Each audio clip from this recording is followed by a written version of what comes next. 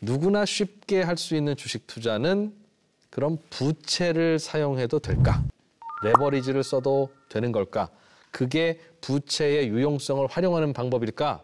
라고 궁금해하실 수 있는데 결론부터 말씀드리면 이거는 빚내서 투자하기에는 어렵습니다. 왜냐하면 주식이기 때문에 어느 기간에는 50%씩 떨어지기도 하는데 아주 자연스럽게 만약에 빚을 내서 샀다가 고점에서 사서 50%가 떨어지면 나는 내 자산은 다 날아가는 거거든요. 내 재산이 1억밖에 없는데 1억을 빚을 내서 2억 원어치 코스피 지수를 샀는데 그게 반토막 나서 1억이 되면 1억 빚져서 2억 원어치 투자했는데 내 거가 1억 원 되면 내 돈은 다 날아가고 빚 갚으면 없는 거잖아요. 그래서 투자할 때는 중요한 건 말씀드린 대로 고점에서 안 사는 거. 그리고 더 중요한 건 저점인데 팔아버리는 이런 안타까운 결정을 하지 않는 것인데 대체로 우리가 경험을 하면 저점에서는 팔게 되는 이유가 뭐겠어요. 지금 이 돈이 다 날아가면 나는 굉장히 괴로워지기 때문에 그렇습니다. 당장 갚아야 할 돈, 없으면 전화 오는 돈, 그 돈으로 투자를 하다 보니까 저점이 왔으면 버티거나 심지어 더 사야 되는데 못 버티고 저점에 파는 거예요. 부채를 쓰면, 레버리지를 쓰면 저점에서 못 견디죠. 그렇기 때문에 이렇게 변동성이 큰 자산은 오로지 여윳돈으로만 해야 되고 부채를 일으키면 안 되는 거예요. 그런데 아파트는 변동성이 작은, 많이 올라봐야 별로 많이 안 오르고 떨어져 봐야 많이 별로 안 떨어지는 이 자산은 레버리지가 가능해요.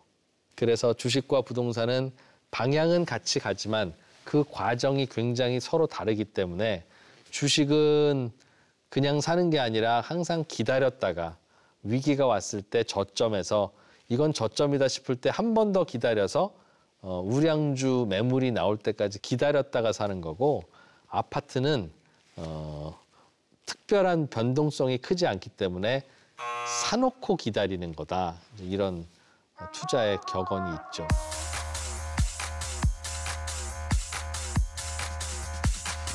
네, 오늘은 부채에 대한 이야기를 좀 해드리고 있는데 부채는 특히 우리의 재테크의 핵심이라고 제가 늘 말씀을 드렸던 포트폴리오를 만드는데 굉장히 중요한 역할을 합니다.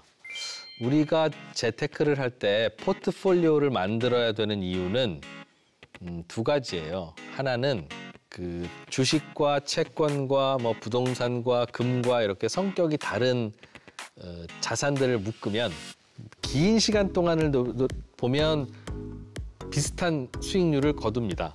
그냥 주식만 담은 바구니나 부동산만 담은 바구니나 채권만 담은 바구니나 아니면 3분의 1씩 담은 바구니나 길게 보면 뭐 크게 다르지 않은 비슷한 성과를 보여요.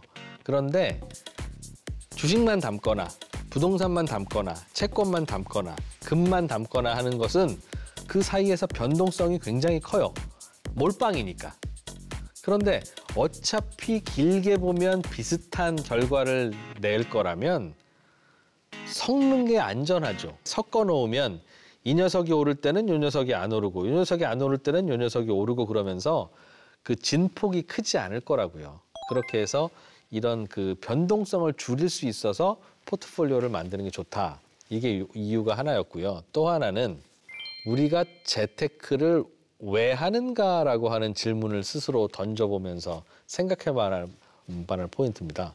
재테크를 하긴 왜 해? 돈 벌려고 하지라는 생각이 대부분이시겠지만 그 마음을 조금 더 깊이 파보면 우리는 재테크를 고민하는 이유가 사실은 돈을 많이 벌기 위해서가 아니라 남만큼은 돈을 좀 벌어야 될 것 같은 초조함이 있어서일 거예요. 그게 무슨 말이냐면 사실 돈을 열심히 벌고 재테크를 하는 이유는 내가 남보다 돈을 많이 벌어서 굉장히 행복해지고 싶어 라는 목적이 아니라 남들 버는 만큼은 나도 좀 쫓아가서 벌어야 불행해지지 않을 것 같기 때문에 재테크를 하는 거라고 저는 생각합니다. 남들이 돈을 버는데 내가 못 벌면 되게 불행해집니다. 남들이 돈을 다 못 벌 때 같이 못 벌어야지 남들은 버는데 나만 못 벌면 남들은 그 돈 버는 걸로 차 바꾸고 옷 사고 막 내 주변에서 별별 일을 다 벌일 거 아니겠어요. 내 눈에 차라리 안 보이면 몰라도. 그래서 내 눈에 주변에 어린거리는 내 지인들이나 내 친구들 혹은 우리나라 사람들, 어차피 모르는 사람이지만 내 눈에 자꾸 왔다 갔다 어른거리잖아요.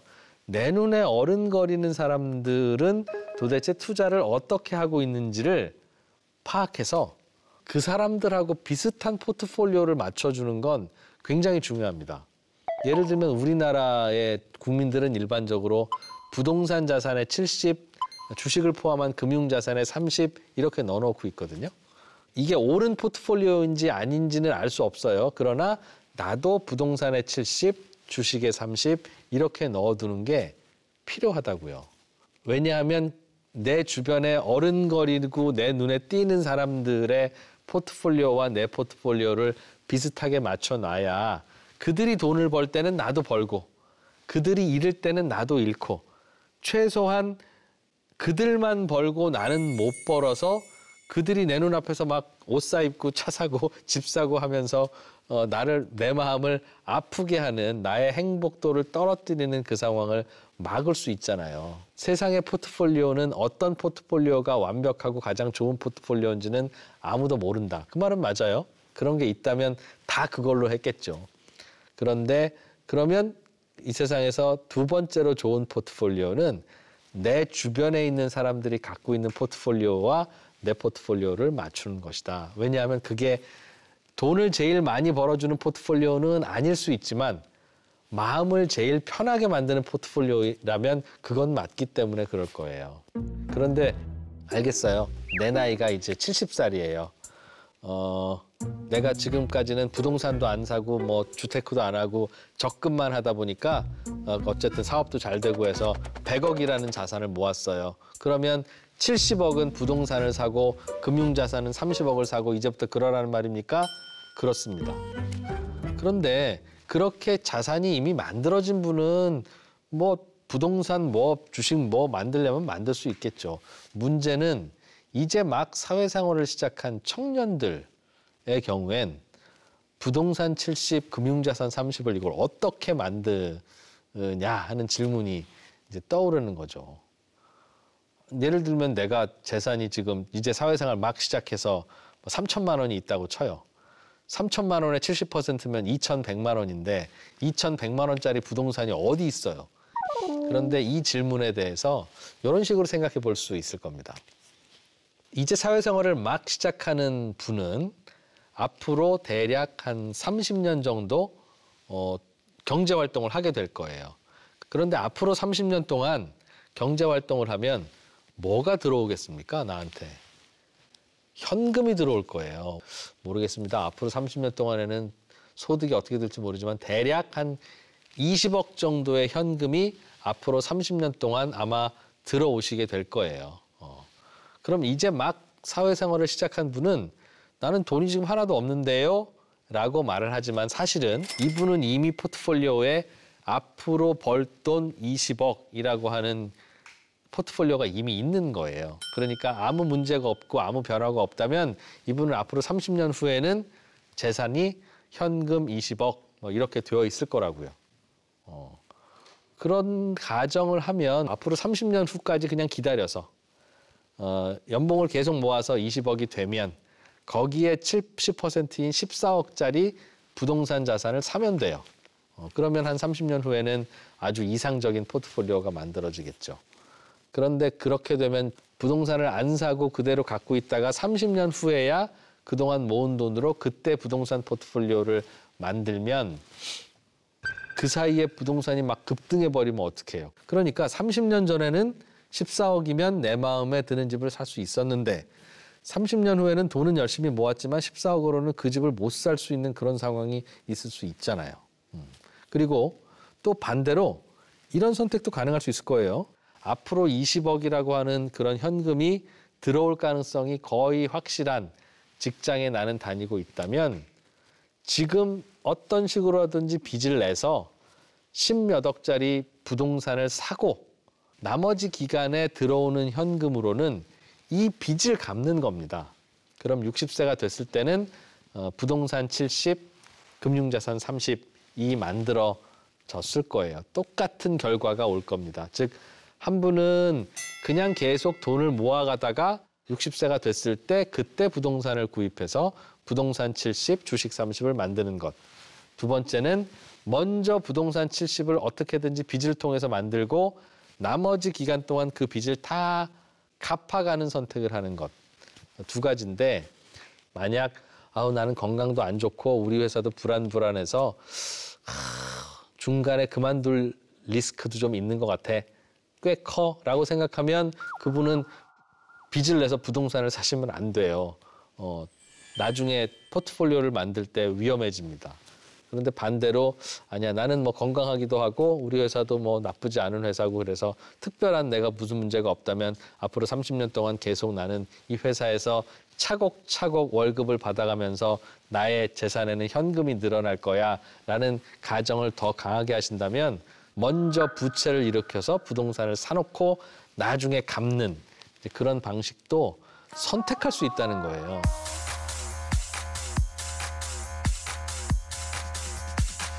네, 오늘은 제가 이런 말씀을 드리면서 계속 가슴속에 이렇게 돌덩이 하나 있는 것 같은 무거움이 있는 건 오늘 제가 말씀드리는 것이 부채를 일으키라는 뜻이구나 내지는 부채는 많을수록 좋다는 말이구나로 혹시 오해가 될까 봐 걱정스럽기는 합니다.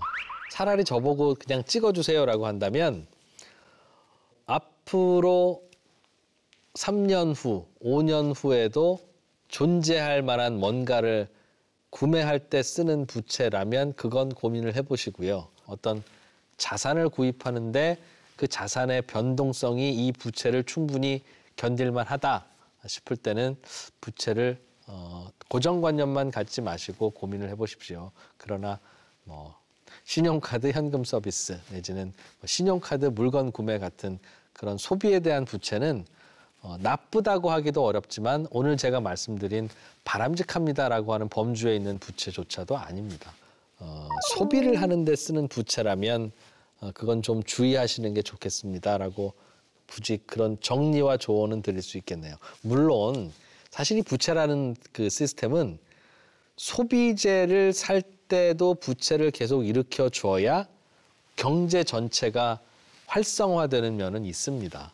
그런데 이제 개인으로 돌아오면 그냥 소비를 위해서 부채를 일으키는 건 결국은 이제 계속 뒤로 부담을 늘리는 행위라서 그냥 간단하게 그렇게 정리하시면 좋겠네요.